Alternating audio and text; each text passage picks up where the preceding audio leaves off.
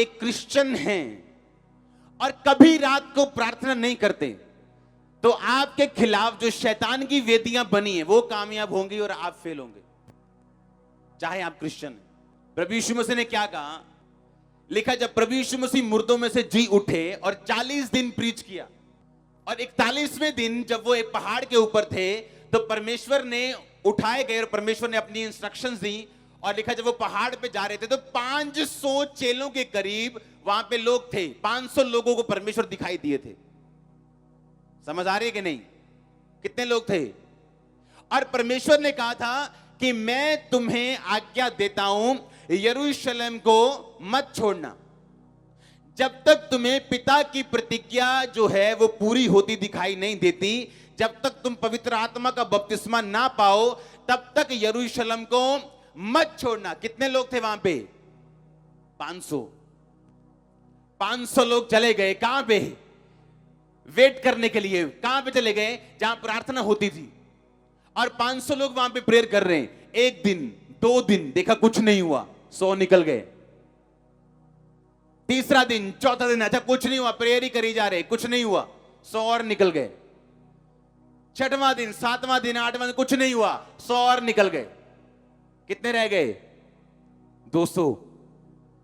क्योंकि बाइबल बताती है पेंटिकोस्ट का दिन यीशु मसीह के जी उठने के तकरीबन 10 दिन बाद था।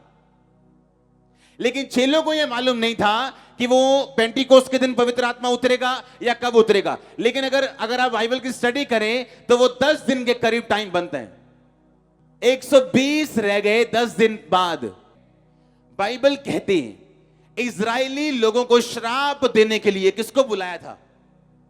बिलाम को। बिलाम को बोले हम तुझे पैसा देंगे, तुझे इतना सोना देंगे, चांदी देंगे, आ और कुछ लोगों को श्रापित करना है।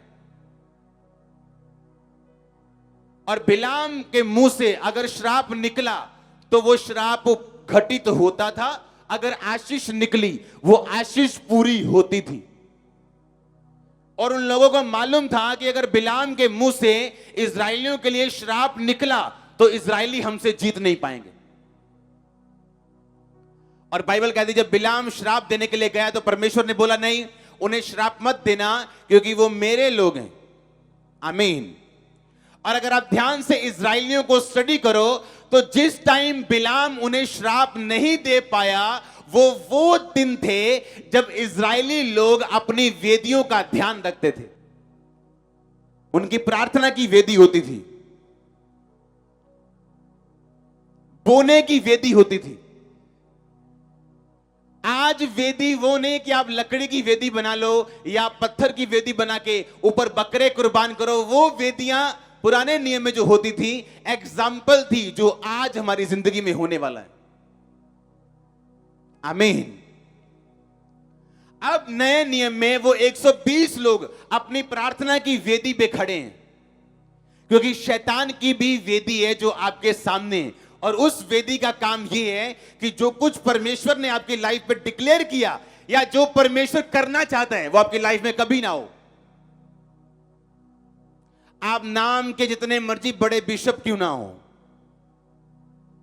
जितने मर्जी बड़े प्रेरित क्यों ना हो, प्रॉफिट क्यों ना हो, अगर आपकी वेदी कमजोर है या ब्रेक है या टूटी हुई है तो आप शैतान के सामने खड़े नहीं रह सकते हो।